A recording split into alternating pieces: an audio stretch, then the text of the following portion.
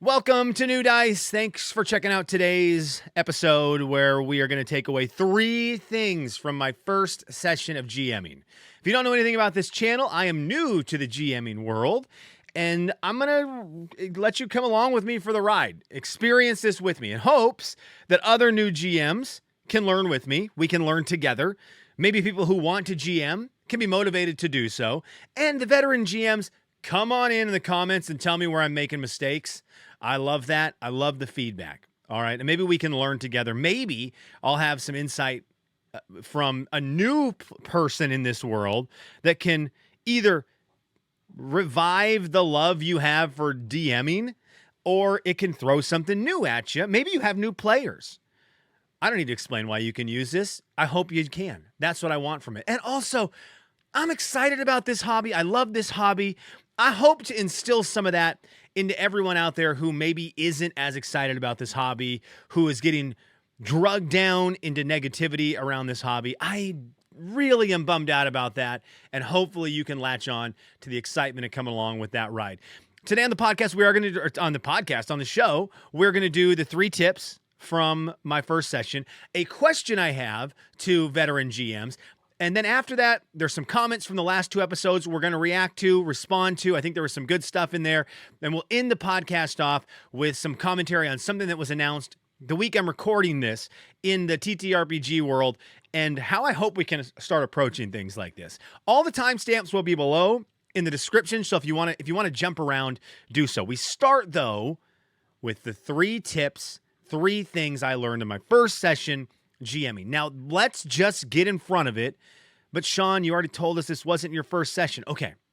I have in my life DM'd at this point probably 10 sessions, 9 or 10 sessions.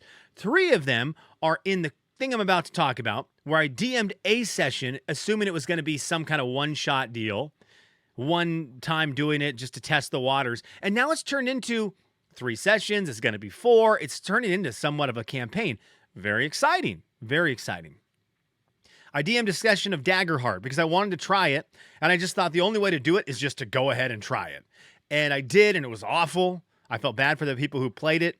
They were great, and I did do that. Before that, I DM'd a couple sessions with my brother where he and I wanted to get into D&D and understand it. We had no other way to do it. So we just did a two-person. He was the player, I was the DM, and we did about 5 or 6 sessions of that. Walked through Lost Mines of Phandelver, but it's really hard to call it DMing. We kind of just stumbled through how the game works together, and it was more of a discovery of D&D as opposed to me really helping him and hooking him up with a good experience as a DM-player relationship. Okay, so what did I take away from my first session that I DM for this group that is now going to be into session 4 the next time we get together to play in this game? I think the first thing I want to bring up is, for new GMs, something that can be a bit intimidating. I had put on myself a very unrealistic pressure to bring it for the table. And I do think there's going to be pressure either way, as a player or a GM, veteran GM, new GM. I think there's going to be pressure because it is something you want to do a good job at. You want to make sure everyone's having fun. But I just had it in my head that it was all on me to make sure that this game ran smoothly, that it was fun, that it was challenging, that it was interesting, all of these things. And I just had so much pressure on myself to perform all these things for the people who were taking their time to jump in and play the game. And to be fair, that almost put me in a spot where I never was going to GM, because I just always was thinking, well, maybe if I just take one more week of reading stuff over, I'll be really ready. And then next week when we're going to play, leading up to it, I won't feel super stressed. That's not the case. I just needed to rip the Band-Aid off and do it. Just do it. Which is one of the big things, I think, the Shia LaBeouf, one of the big things that people need to realize when it comes to this. You just have to do it and run a game. And you could plan forever. I read an article this week. I read a blog this week where a DM had said that it just came down to a point where it was talking about world building, and at some point he was like, "What you could build a world for eternity, and never be ready for the players. But that's not why you're building the world. You're building the world for the game. So at some point, you just have to let them get in your world, and then you can continue to build around what they provide. It was with world building, but that's also just with the stress of getting into GMing. What I found, and tip number one, be open with your players. Be open with them. They're your players at your table. They've chosen to be there. And once I was open with my players and I just said, hey, y'all, I'm new to this. And I'm going to be very honest with you. I'm worried that this session isn't going to be as perfect as we want it to be. But I'm going to give you the best I've got. I'm ready for it. Let's have some fun. And once I was just open and put that out there on the table, it really made approaching that first session a lot more digestible. Was there still moments of stress? Absolutely. I did a character voice right off the bat with one of my characters. And then at the end of the session, I totally forgot what his voice was. And they went back to that NPC and I thought, oh boy, if they remember, because my brain's juggling a million things, they had met this character. They really liked him. They were like, we got to go back and talk to him. Harold, we got to go back and talk to Harold. He's great. And we went back to Harold and I thought, I don't know what people do to remember voices. There you go. GMs, there's a thing you can throw at me. I don't know what people do to remember voices, but I didn't have it. And I just told my characters, I said, look, I forgot the guy's voice. I'm sorry. I want to do voices just so it's a little different. I forgot what this guy's is. And I just stepped away from the table, stepped out of the game, and I was open with my players about what was happening. It really did take a lot of the pressure off my shoulders. Okay, so there's tip number one. Tip number two, this can be challenged. So that's what I kind of want this to be. I decided to do something in my first session that, looking back on, I'm really thankful that it worked out the way it did. Because I decided in this world I wanted everyone to have choices and choice, and I don't want a railroad, and I want this to be an open place for them to explore. I decided to send my trepid adventure. Is that the word? That's not the word. I decided to send the adventurers into a spot where they got to choose where they wanted to go to prove that I'm not here to railroad. That's tough as a new GM. So I had them go to a place where my guy aforementioned Harold was, and he was giving away missions. He was offering off quests, all right? And so they had 3 choices of quest lines they could follow. Now, I had mentioned in the last video, a most potent brew is a very good beginner GM experience, a great module to run as a beginner. I really hoped they picked that one. So that was one of the options they got from my man Harold. The other one was from inside. It was to kind of head up to the Caves of Chaos I'm holding right here from the D&D starter set, the Caves of Chaos. I thought, okay, well, one of the other options could be to go to the Caves of Chaos. Not as well read on the Caves of Chaos.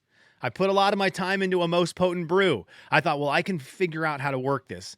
Once I started playing the game, I go, oh crap, I didn't actually read this very well.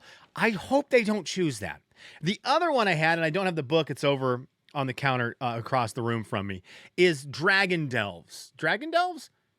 I think that's what it is. One of the new books from Wizards of the Coast and Dungeons and Dragons from last fall.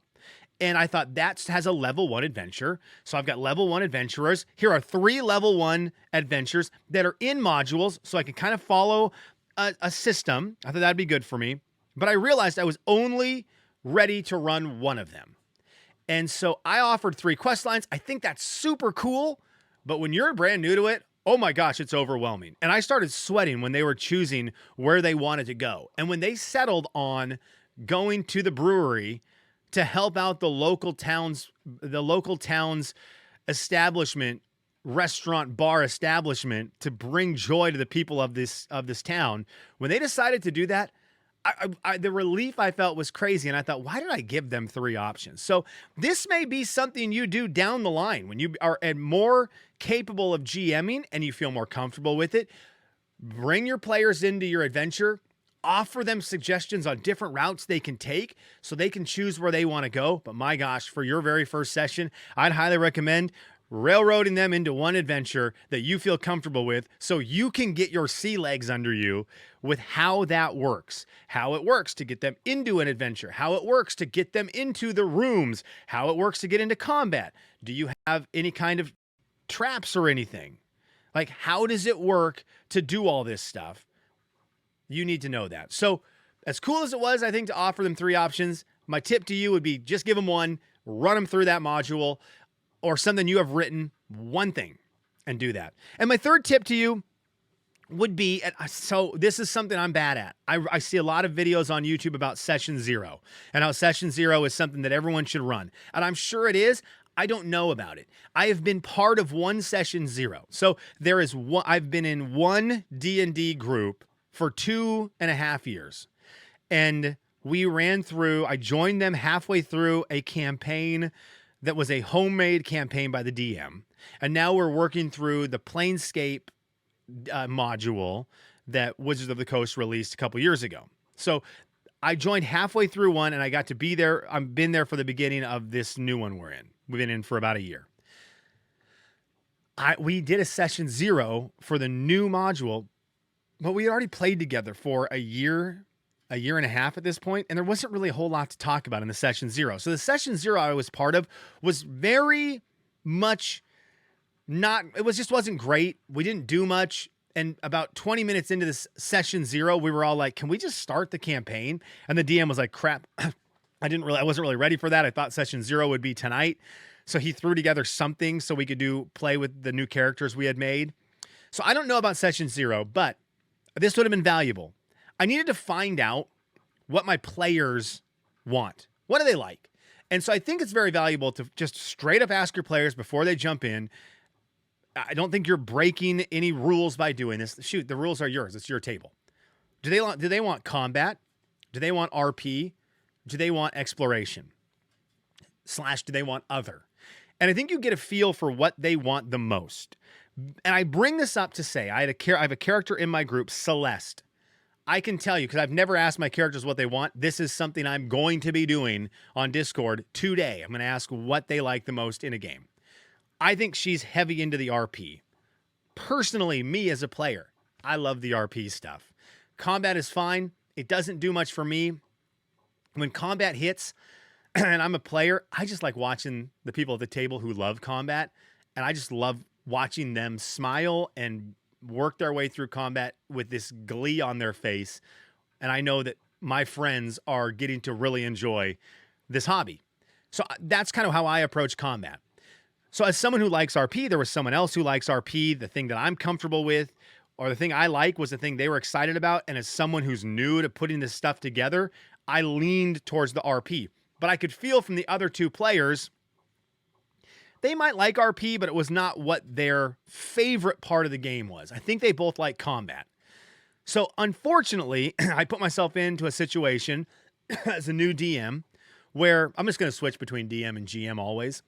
As a new DM, where I was leaning towards RP, and RP time was lasting too long. I look back on my first session and go, I probably needed to cut that RP time down, but I was comfortable in it, and so I stayed in it. And I didn't do a good job watching the clock and saying, okay, we've been in this too long. Let's move forward. Let's press on and let's get towards that combat that I'm uncomfortable with. Okay. So I think it is important to find out what your players want so that when you're at the table in your brain, you can be thinking, okay, we've been in RP too long. None of my characters want to listen to this NPC talk to their characters. So we need to get forward. Or maybe you're in a combat and it's lasting too long. And you go, all my players told me before that they don't want to do anything with combat. Why have we been doing this for 20, 30 minutes? Let's move on. So I think you need to find out. That would be my other thing. Find out what your players want. Then that way you can focus as a GM while you're trying to juggle everything in your head on making sure that even if you're fumbling through something, do the thing that your characters, your players want to be involved in. So at least if you're stumbling in the world they like. So they're going to enjoy it a little bit more. So those are my 3 tips for my first session. I wanted to bring this up to experienced GMs because this is something I'm still worried about. And this is something that as I look ahead to future sessions, when I'm in that mode of, I got to cancel because I'm not ready. I got to cancel. My stumbling block right now is combat encounters. And this is something I need to learn and get better at. But I've got to figure out combat encounters. They terrify me. I'm terrified to balance them. I put my level 1 characters. I know level 1 is very squishy. I put them into a situation where we went really crazy. Okay, now buckle up. You are not going to believe this. We did rats in a cellar. Undone. Probably the first time it's ever been done in D&D history. Rats in a cellar. I had too many, I think. They survived. I don't really know how. And I've decided in my DM life, I'm not going to fudge rolls. We're just going. So when we're in it, if I crit you, you're getting crit. So I'm rolling so that the players can see it. So they know that everything's on the level. And these rats hit. And I was like, oh my gosh. Well, good luck. The other problem was with a lot of rats, it led to the combat lasting longer because there was just a lot of enemies. And that was kind of a bummer. Excuse me. And so that was just, that was kind of a weird thing. Then I went further into the room, or into the dungeon, the module. And there was a big spider. And I thought, this is like the big boss in this level. After those rats, this thing's going to murder them. They went in and they killed it in one round. I think they each took a turn. The spider took a turn and one character took a turn. And that was it. And it was done. So that was kind of a bummer. So I'm very worried about that. I don't know how many enemies to throw at them. I don't know what kind of enemies to throw at them. I'm terrified of building combat encounters, and that's where my stumbling block is right now. Okay, let's go ahead. There's your tips and a question from my first session of Dungeons and Dragons. Now let's do some comments where you can go and on New Dice and comment, and we'll try to get to any questions or comments that stand out, and we'll talk about them. This one came from B. Lynn. B. Lynn said, I recommend not using the apps on your phone for rolling dice, and only for your character sheet if you are super familiar with the app. I have seen individuals struggle to do everything from their phone, which took 20 minutes using their apps. Once we convinced them to switch to paper character sheets and physical dice, they were able to resolve their turns in less than a minute. B. Lynn, this is wonderful advice. I am a huge fan of physical, tangible items at the table. I love dice. I love having physical dice, right? But more importantly, I love a paper character sheet. And I know how easy it is to have your laptop or your iPad or your phone and have D&D Beyond up, and it's really clean, and it's easy to click on. You need to make a saving throw, and you click on it, and it just rolls the die right there, and it's beautiful, and it's easy. I like that. I learn more about my character personally from a paper sheet, from having the books.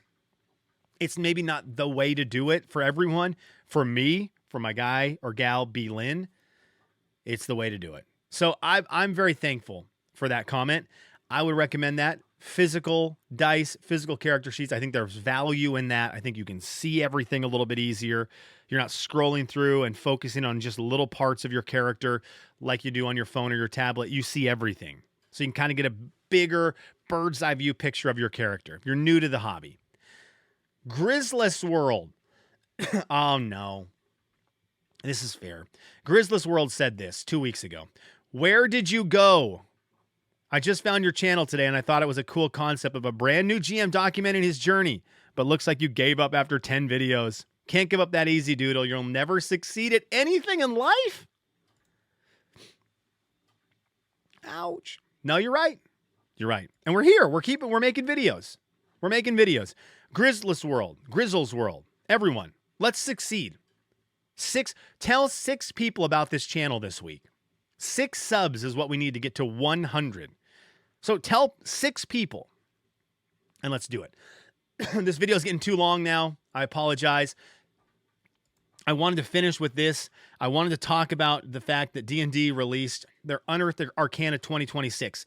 I'm excited about this hobby. I love this hobby. I'm a new DM. I see Unearthed Arcana 2026 come out. I go, let's look at it. I've never dove into these Unearthed Arcanas. I've heard tale of them.